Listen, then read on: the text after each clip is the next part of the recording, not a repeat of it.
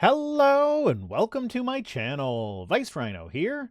Today we're back at Answers in Genesis Canada for a video with one of the most concise titles I've ever seen.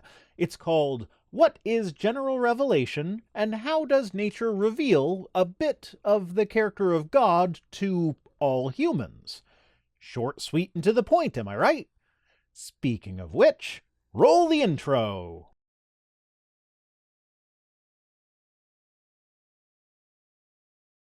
Today's question is, what does nature reveal about God's character?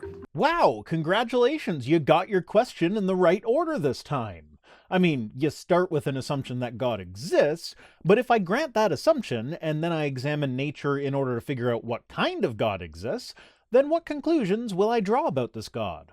Well, I might look at the vastness of the universe and comparative insignificance of our planet, and the insignificance of our species when it comes to the timeline of the planet as a whole, and from that I could conclude that we are not the center point of creation.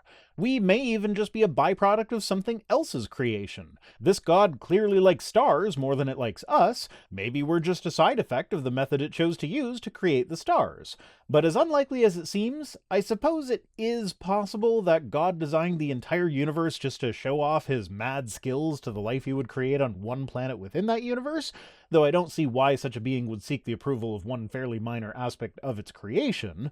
But if we assume that it made the whole universe just to impress us, then we look at the life on the planet that it made and realize that no, we actually still can't be the center of its creation at all, as it seemingly designed this planet to kill us in a myriad of ways, not to mention just the overall crumminess of the design of our bodies in general. So, if our starting point is that a God exists, and we use observations about the world to figure out what kind of God exists, the God we end up at is probably a deistic God, and if it's a personal God, it's not one that cares about us very much. Now, Romans 1:20 says, "For his invisible attributes, namely his eternal power and divine nature, have been clearly perceived ever since the creation of the world in the things that have been made, so that they are without excuse." Yeah, Romans 1:20 says that everyone is a Christian, but some people are secret Christians who pretend that they aren't Christians. I've said it before, and I'll probably say it again, but this verse is a really great way to prove to an atheist that Christianity is definitely not true. Like, maybe there's a God, maybe some religion is true, but Christianity ain't the one. For starters, it leaves apologists acting as though they understand what's going on in my head better than I do.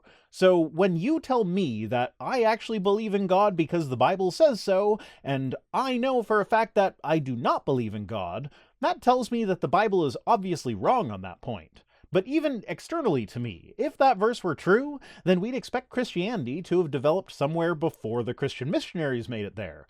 More than that, I'd say that should be the norm rather than the very rare exception. After all, it doesn't say that God's attributes will be made clear to those with open hearts or whatever. It says that God's attributes will be clearly seen, specifically so that they are without excuse, which to me says that people who haven't heard the gospel message are doomed to hell if they didn't figure it out for themselves, which then would either mean that it's possible for them to figure it out for themselves, or God's a complete jerk who sends people to hell for not having enough evidence that he even exists in the first place. Since no culture has ever developed Christianity independently, I'm gonna go with God as a jerk. Well, either that one or he just doesn't exist. And this speaks to what's known as general revelation. For those who might be unfamiliar, general revelation is God revealing his character and works to all of humankind throughout all of history and in all locations through creation. Yes, and they have to call it general revelation because it is most definitely not specific enough to conclude that the God of the Bible is actually the real God. Hell, I'd go so far as to say that it's not even specific enough to conclude that any God exists. Obviously, otherwise I wouldn't be an atheist. My point is, it is very obviously impossible to reason your way from look at the trees to a guy named Yeshua who lived in 1st century Judea was crucified by the Romans as a surrogate punishment for everything that you ever have or will do wrong. As this verse in Romans says, anyone can look at creation and know there is a God, and that he's powerful because God made himself evident in creation. How is the ability to make yourself evident indicative of power level? Is an artist who signs their painting more powerful than an artist who does not? And really, don't expect me to be impressed unless you can demonstrate somehow that God's power level is over 9,000. It's over 9,000! Now, beyond this, people may know God is eternal, that his divine nature is personal, and that he has a mind and a will because creation requires thought and choice. There are a lot of really big logical leaps behind those assertions that are in no way evidenced by anything in nature. Even if I agree with you that the act of creation requires thought and choice, and so therefore requires a personal being to have thoughts and make choices, there is no evidence to suggest that the universe was created. There are only inferences and assumptions about aspects of cosmology that we don't understand yet.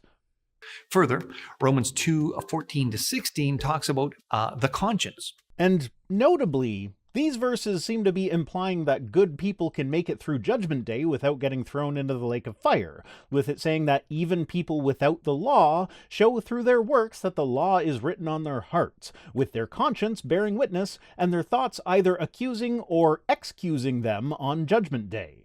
And yeah, I know there are other Bible verses that contradict this, but why should they get precedence and not this one?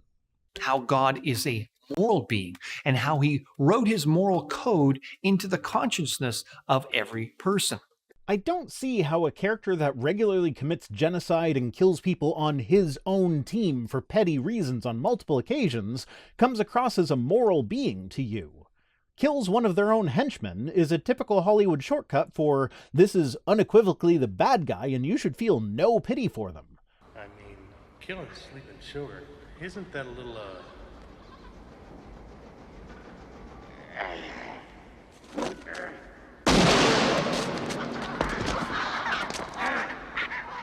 No! It's a lot!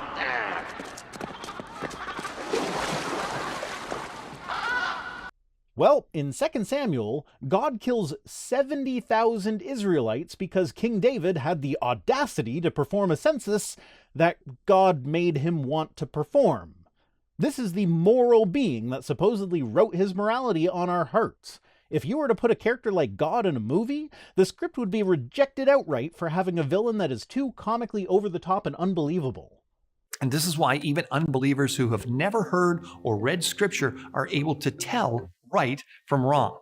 Or maybe we as a society have developed a system of morality in order to work better as a social species, and your system of morality is largely influenced by the environment in which you grew up, which would explain why different cultures end up with different moral systems.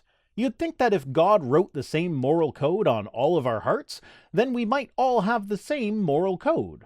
But reality appears to contradict that hypothesis. And you can know these truths about God from creation even without scripture or someone teaching you from the Word of God. And according to Romans 1:20, revelation through creation has been clearly perceived since the creation of the world. It's been available to all people at all times and in all places throughout history. Which is why Christianity only developed in one place and at one time in history. Oh, wait.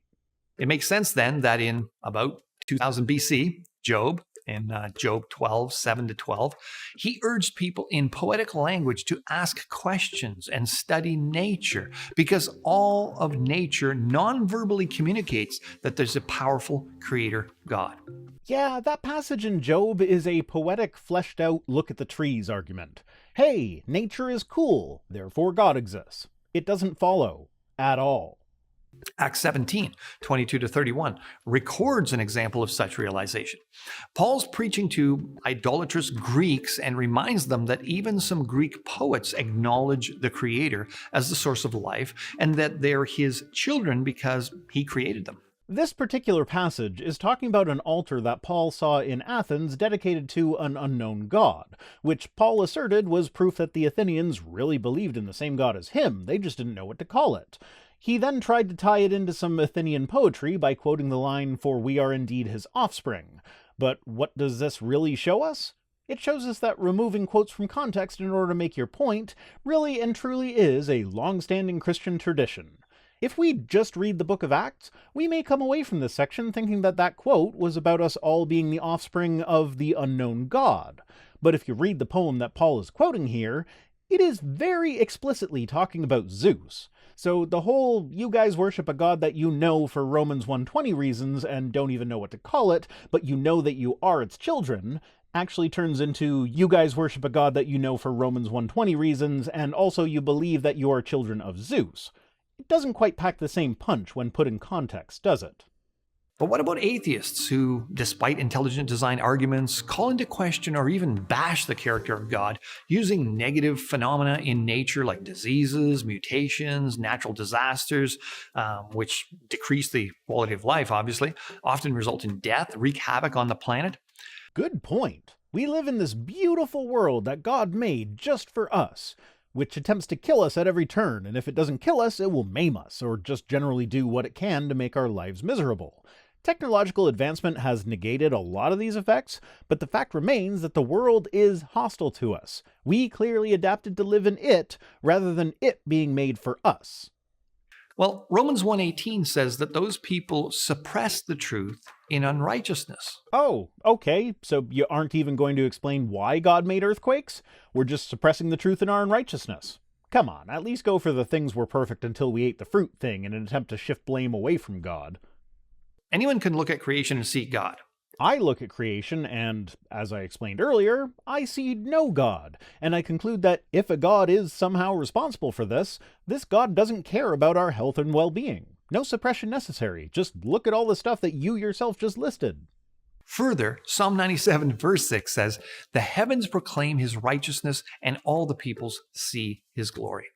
Yeah, great. Your book says that anyone can look at nature and conclude that he exists. But the fact remains that this has never demonstrably happened. So you can deny reality all you want, but that's not going to convince anyone that you're right. But of course, as with most apologetics, I don't think the goal here is actually to convince non-believers, it's just to quell the doubts of current believers. Well, this series is ostensibly aimed at creationists with the goal of teaching them how to convince non-believers that they are right. And Calvin, hate to say it, but you're setting them up for failure here. If someone says, I don't believe in God, and then someone who watched this video replies with, but Romans 1:20 says you do, that will not change the non-believer's mind, and after this sort of interaction with a non-believer, it's entirely possible that the creationists will come out of it with more doubts instead of fewer. What I'm saying here is, keep up the good work, Calvin, you're really fighting for our side here.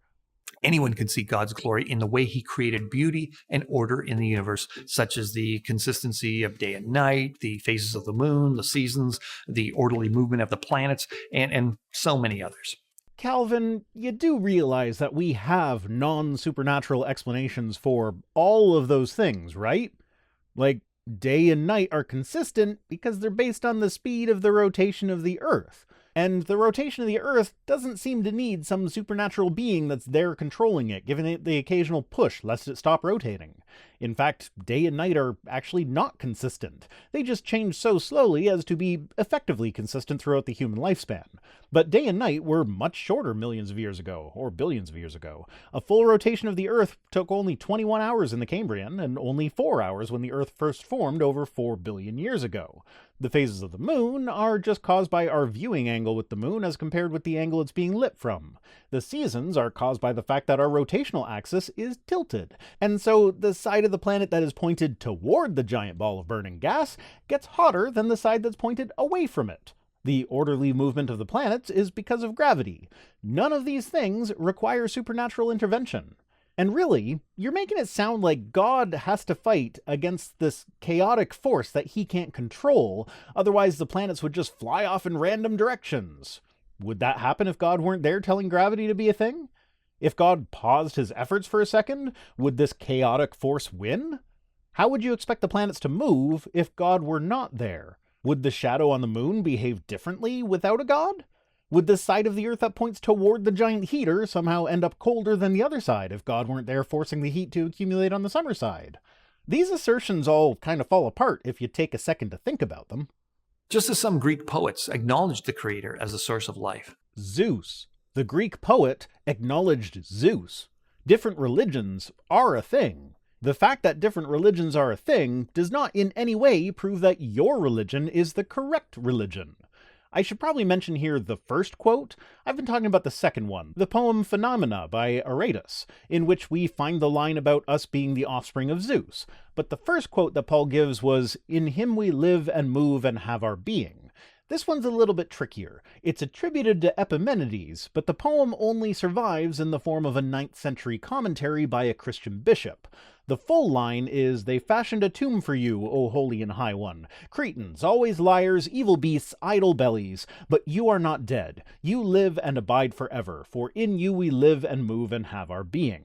But even in the context of coming from a Christian source writing a commentary over 1,000 years after the original would have been written, it's clear that this poem is, again, about Zeus and not an unknown god. In this case, the lie of the Cretans is that Zeus is mortal. So Paul's whole point about the worship of an unknown god relies on his equivocation of Zeus with the unknown god.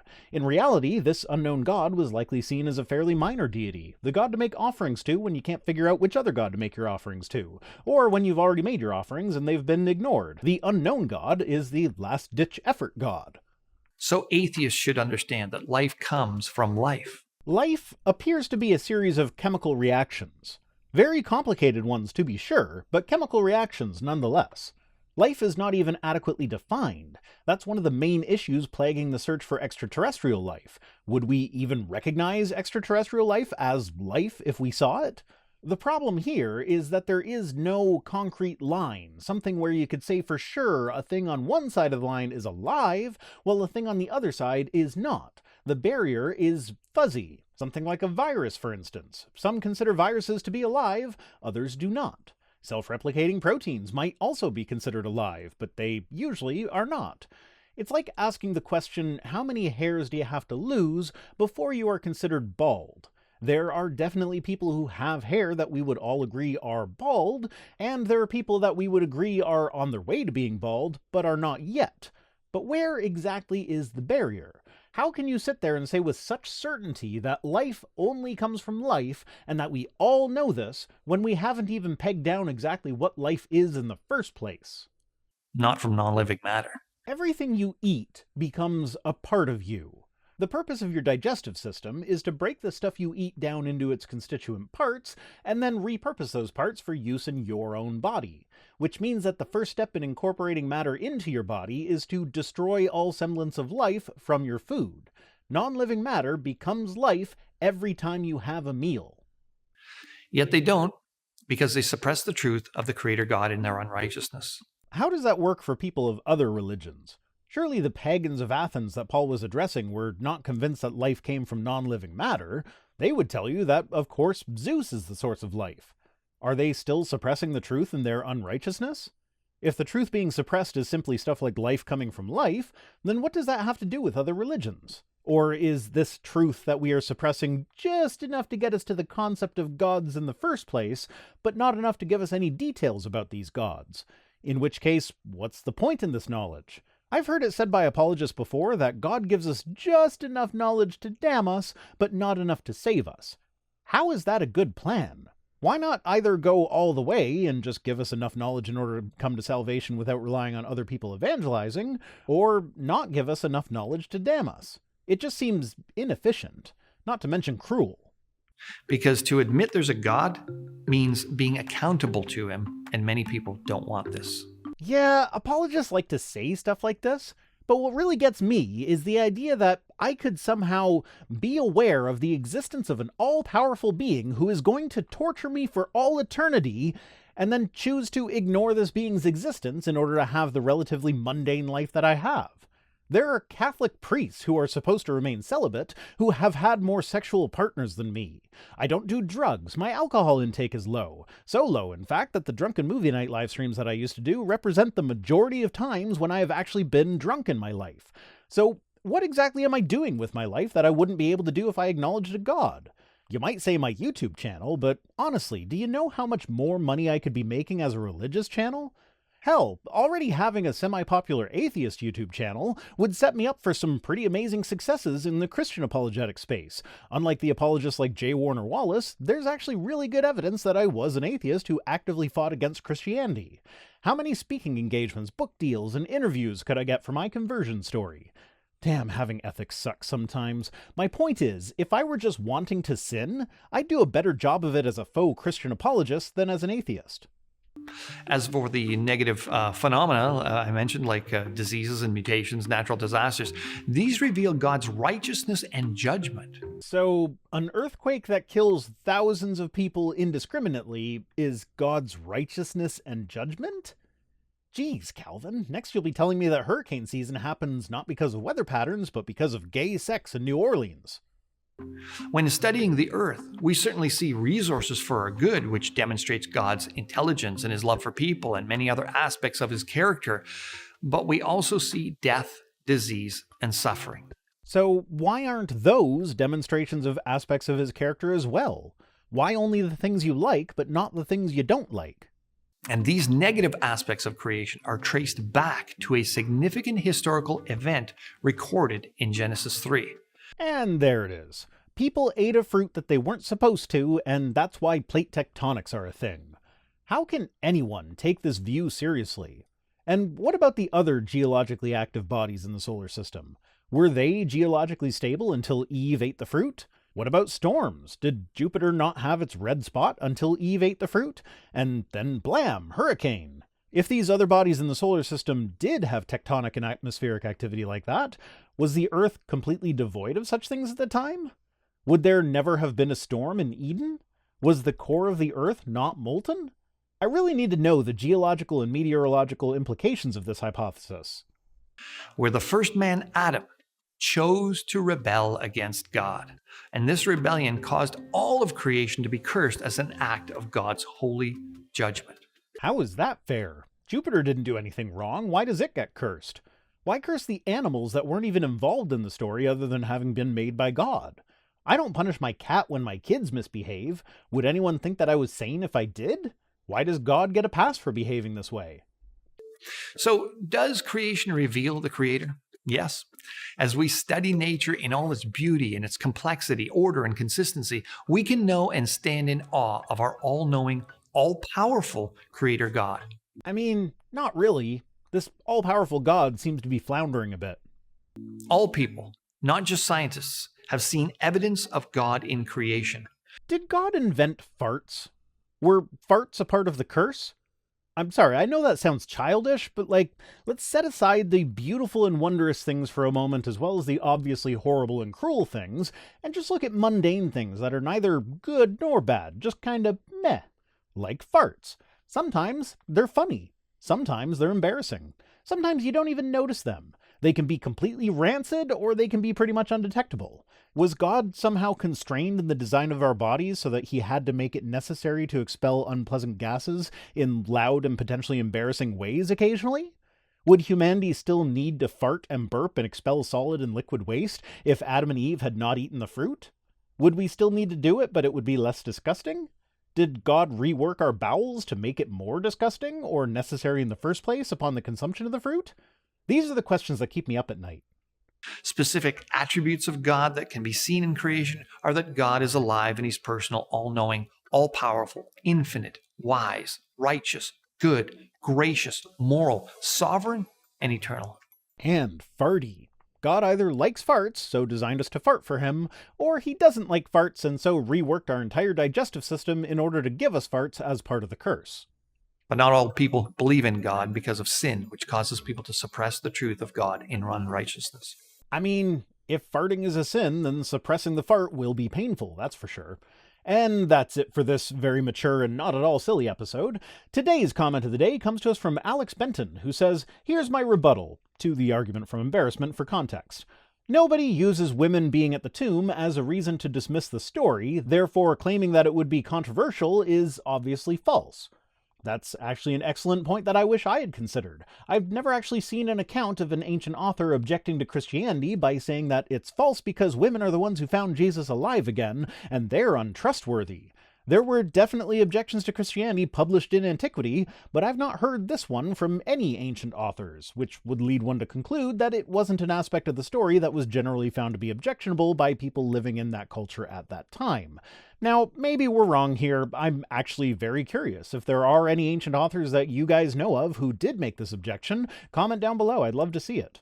Thanks for watching. Thanks to this week's PayPal heroes, Milo, Charles, Stella, and Philip. And special thanks as always to my patrons, Jeffrey Dahmer, Mark McManus, Mark Hetcham, Clench Eastwood, Lynn Dobbs, What Jesus, and all the rest, who are the intestinal redesign that resulted in the fart that is my channel. If you'd like to be a part of the Curse of God, you can join us on Patreon for as little as $1 per week over at patreon.com/ViceRhino. If you feel so inclined, you can also support the channel through direct donation or my Amazon wishlist. Links to social media, all the ways to support the channel, and to my other projects like my podcast with my daughter can be found at links.vicerhino.com.